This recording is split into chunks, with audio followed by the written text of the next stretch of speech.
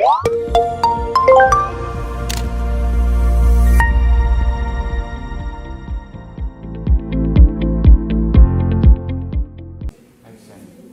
kawan pajak, selamat datang di Popcorn, podcast pajak Pancoran. Hari ini kita akan membahas mengenai informasi perpajakan bersama saya Holil dan akan ditemani oleh narasumber dari KPP Pratama Pajak Pancoran dan juga dari SMA Negeri 1 Cisaat. Sekedar informasi untuk kawan pajak semua, Popcorn ini adalah wadah edukasi yang dibentuk oleh KPP Pratama Jakarta Pancoran untuk dapat memberikan informasi seputar perpajakan kepada kawan pajak semua dengan cara yang lebih santai. Nah, hari ini sangat spesial sekali karena kita berada di perpustakaan SMA Negeri 1 Cisaat. Nah, kebetulan podcast ini sekarang berada di perpustakaan nih ya. Iya nih, Boleh saya hai dulu dong yang Halo, ada di sini. kawan pajak. Halo kawan pajak. Nah, biasanya kan kalau untuk podcast Popcorn ini di kantor ya. Iya, memang ini nuansa yang berbeda ya, Mbak. Berbeda ya. Baru pertama kali mungkin ya? Ya, memang Oke. kita kan berkolaborasi ya KPP Pancoran dengan SMA N 1 Cisaat untuk melaksanakan kegiatan podcast bersama. Oke. Sebelumnya kita harus perkenalan dulu dong. Oke. Karena ada pepatah mengatakan tak kenal maka tak sayang. Oh iya. Kadang tak kenal maka tak aruh. Oke, silakan diperkenalkan terlebih dahulu. Baik, terima kasih Mas Holil Oke. sebelumnya dan terima kasih atas kesempatan yang diberikan oleh SMA Negeri 1 Cisaat ya kepada kami berkolaborasi bersama. Ya, perkenalkan nama saya Hana Ahdiana, saya merupakan bagian dari tim penyuluh KPP Pratama Jakarta Pancoran dan saya juga bersama rekan saya di sini. Perkenalkan, nama saya Ruth Effendy Durni. Saya juga tim penyuluh dari KPP Pratama Jakarta Pancoran. Dan satu lagi, Iya, ini betul. sangat spesial. Narasumbernya langsung dari SMA Negeri 1 Cisaat. Saya ucapkan selamat datang ya di SMA Negeri 1 Cisaat. Perkenalkan saya Rizka Maulida. Kebetulan di sini saya sebagai user pengguna e-bupot di SMA Negeri 1 Cisaat ini. Wah, kebetulan ya kita langsung ketemu Iya. usernya. Oke, nah podcast kali ini kita akan membahas tentang e-bupot instansi pemerintah ya. Karena kita harus tahu apa sih yang dimaksud dengan e-bupot. Boleh dari narasumber silakan memberikan informasi mengenai e-bupot sendiri. Pas banget ya, karena kan e-bupot instansi pemerintah penggunaannya berarti kan status wajib pajaknya instansi pemerintah. Kebetulan SMA Negeri 1 Cisaat ini merupakan subunit ya dari instansi pemerintah. Di bawah apa, Mbak? Kita di bawah Dinas Pendidikan Provinsi Jawa Barat ya. Oke, jadi terpusatnya di Dinas Pendidikan Jawa Barat. Ya, provinsi kalau Provinsi. SMA maksudnya. Oh, ya baik. Untuk penjelasannya apa sih e-bupot instansi pemerintah secara gambaran umum ya? E-bupot instansi pemerintah ini merupakan salah satu aplikasi yang disediakan oleh Direktorat Jenderal Pajak itu di laman DJP Online. Mbak Rizka udah tahu aku DJP Online udah familiar kan ya? Iya. Nah, ya memang salah satu menu terbarunya sesuai dengan amanah di Per 17 tahun 2021 kita menyediakan yang namanya e-bupot instansi pemerintah. Nah, di situ membantu para wajib pajak instansi pemerintah dalam membuat bukti potong, baik bukti potong PPh pasal 21 atau 26 instansi pemerintah maupun bukti potong unifikasi instansi pemerintah. Nah, bukti potong unifikasi ini apa sih? Jadi kumpulan gabungan dari beberapa pajak penghasilan, baik bukti potong yang nantinya akan dibuat untuk PPh pasal 22, PPh pasal 23, 15 ya, 4 ayat 2, nah itu tergabung di unifikasi. Tapi kalau terkait pembuatan bukti potong untuk belanja pegawai itu penggunaannya di e-bupot PPh 21. Jadi manfaatnya tuh maksudnya semuanya tuh nanti tergabung dalam satu sistem, satu aplikasi e-bupot instansi pemerintah. Mungkin Kak Ruth ada tambahan manfaat lainnya gimana? Ya, misalkan tadi udah dijelaskan ya tadi sama oleh Mbak Hana kalau misalkan apa sih e-bupot unifikasi itu dan juga Bu Rizka juga menggunakan ya sebagai usernya. Nah, kalau dilihat dari sisi manfaat itu banyak ya. Pasti memberikan kemudahan ya tadi ya Mbak. Memberikan kemudahan biasanya kalau dulu itu bendahara itu datang ke kantor gitu ya, kantor pajak. Nah, kalau sekarang itu bisa dilakukan secara online yang kalau misalkan istilahnya itu one stop application nih. Jadi di situ kita bisa melakukan perekaman bukti potong, perekaman bukti pembayaran, dan juga bisa pelaporan. Nah itu dia. Yang tadinya kita ke kantor pajak lebih dipermudah lagi dengan adanya aplikasi ini mungkin ya. Iya, dan Nah, untuk juga aplikasi ini dikhususkan untuk pemerintahan saja atau seperti apa, Mbak? ya, balik lagi namanya juga e-Bupot e-Bupot IP, instansi IP, ya. pemerintah. Jadi Ya. memang dikhususkan, dispesialkan nih bagi para wajib pajak yang berstatus instansi pemerintah. Seperti itu. Nah, ini juga mengikuti dengan adanya PMK 231 ya. Kan sebelumnya sub unit ini kan mungkin ada NPWP atau apa, terus ada penghapusan ya. Nah, sekarang kan masuknya ke sub unit. Jadi ada batasan penggunaan juga karena semuanya terpusat di instansi pemerintah pusatnya, berarti kan Dinas Pendidikan Provinsi Jawa Barat.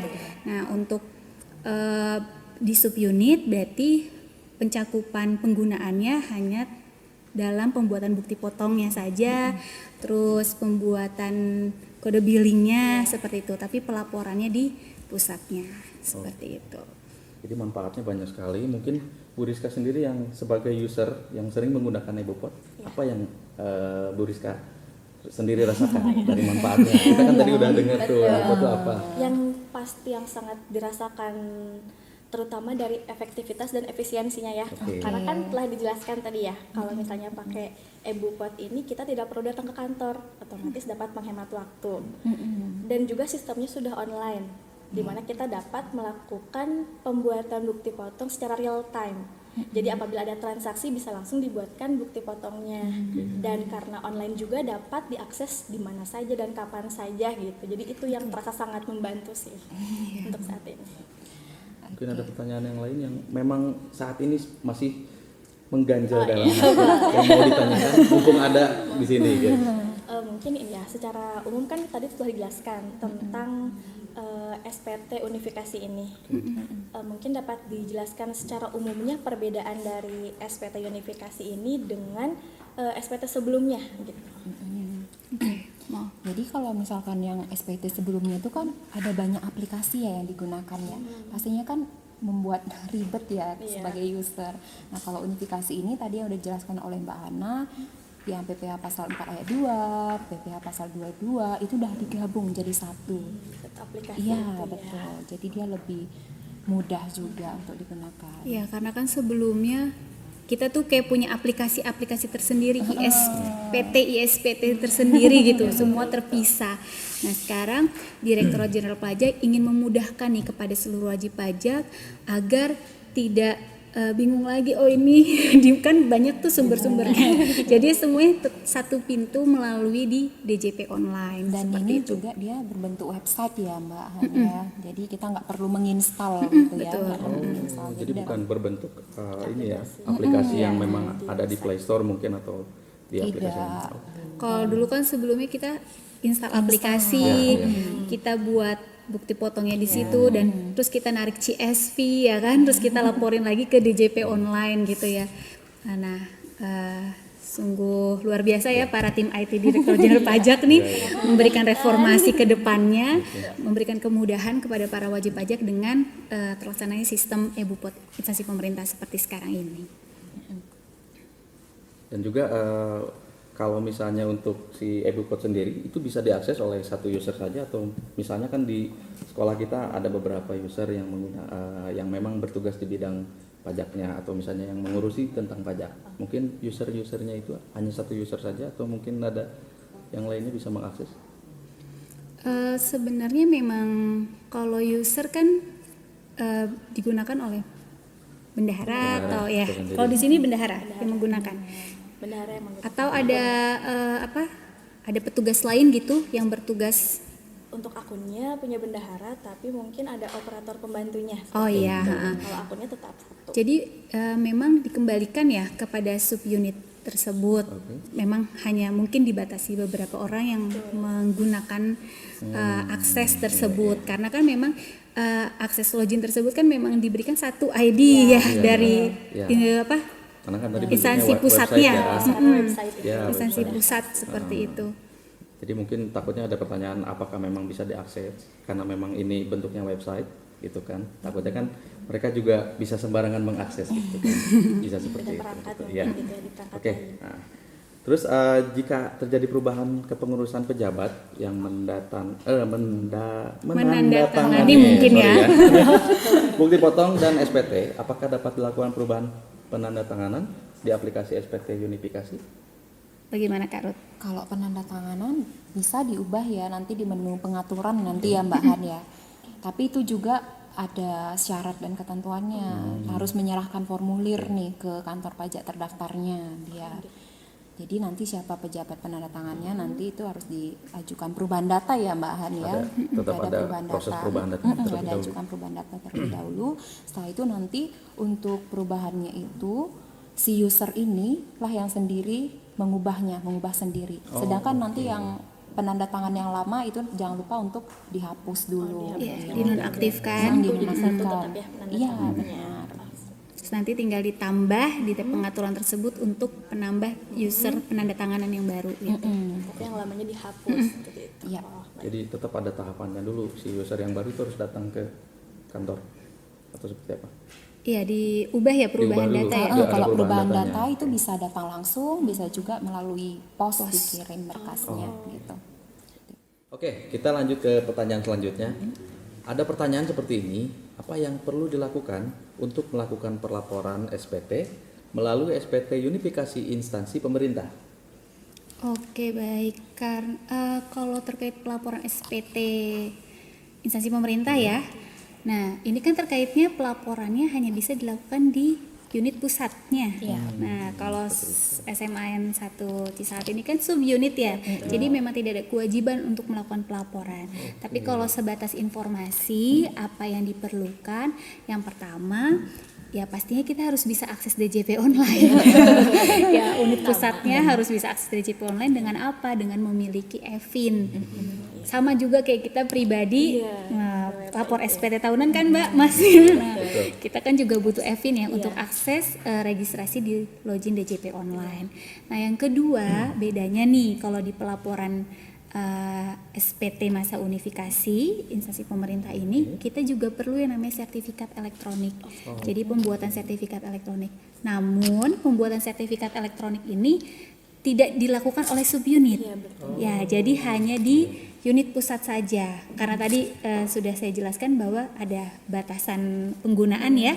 Jadi pelaporan itu di unit pusat, si subunit hanya membuat bukti potong, billing ya seperti itu. Nanti pelaporan di unit pusat yang menggunakan sertifikat elektronik. Nah, inilah kemudahan subunit nih. Jadi nggak perlu laporan. Iya, nggak lapor, nggak kewajibannya bukan di subunit maksudnya pelaporannya.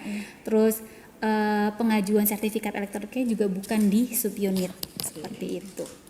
Oke, mungkin dari Bu Rizka sendiri yang memang sebagai user, apakah mungkin ada kendala yang terjadi di SMA Negeri Cisaat mungkin? Iya, jadi untuk sebetulnya buat EbuPot ini sendiri kan sudah sangat memudahkan gitu ya dari websitenya itu. Tapi mungkin kendala yang kita hadapi ini di pemilihan pasal biasanya, karena kan ada beberapa transaksi, ada transaksi ini tuh masuknya ke pasal 21K atau ke pasal 23K, mungkin itu yang kita masih butuh banyak belajar lagi seperti itu. Nah, kalau untuk aplikasi EbuPot sendiri, websitenya gitu ya, itu udah sangat membantu, walaupun kita yang awalnya harus ke kantor pajak dan sekarang harus mengerjakan sendiri gitu ya, karena tampilannya yang user friendly gitu ya, jadi fitur-fitur yang ada juga mudah untuk dipelajari seperti itu. Iya.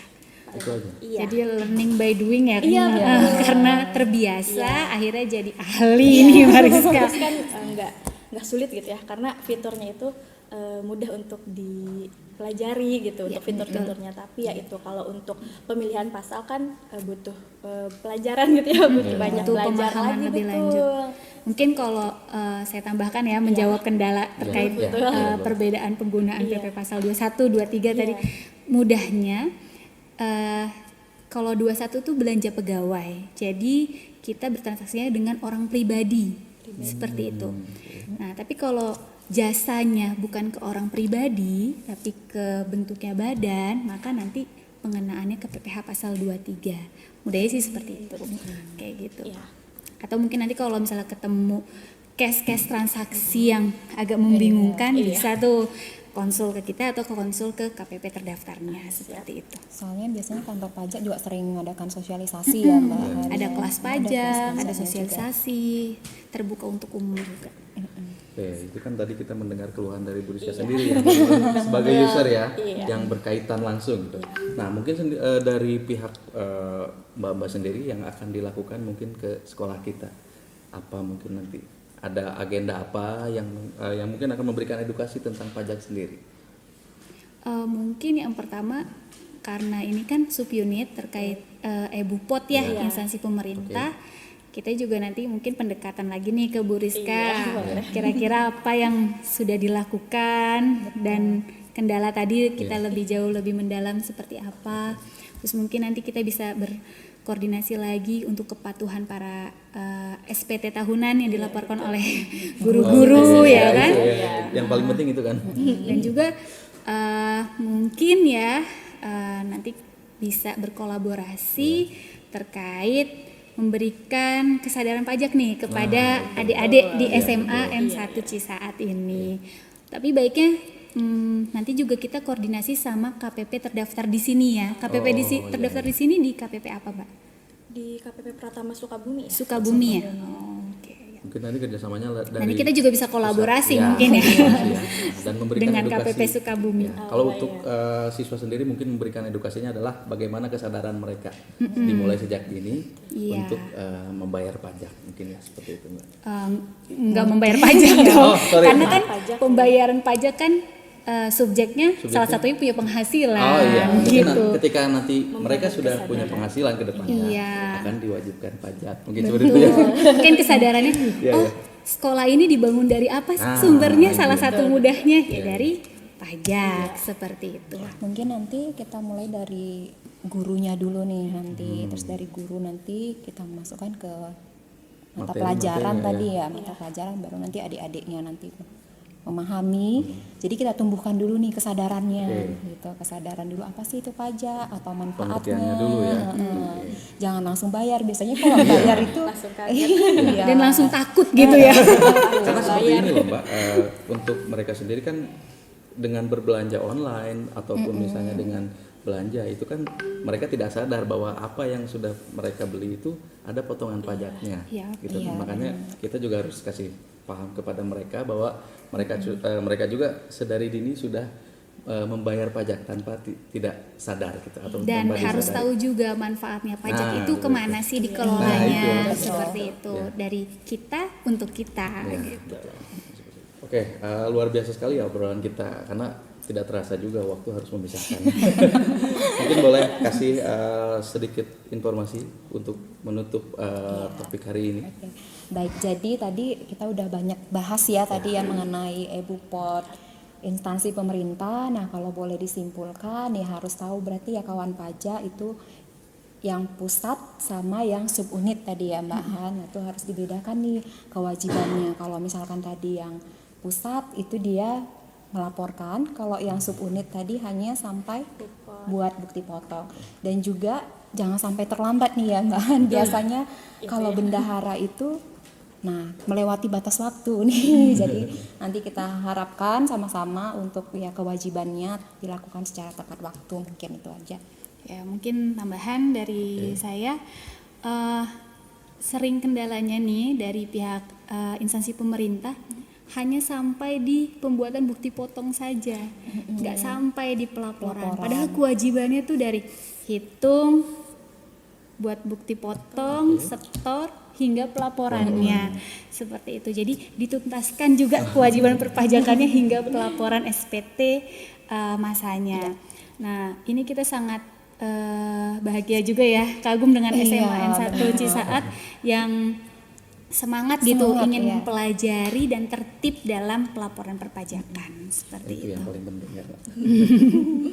Oke, terima kasih untuk narasumber kita hari ini. Sama-sama. Mungkin kedepannya kita bisa berkolaborasi kembali. Ya.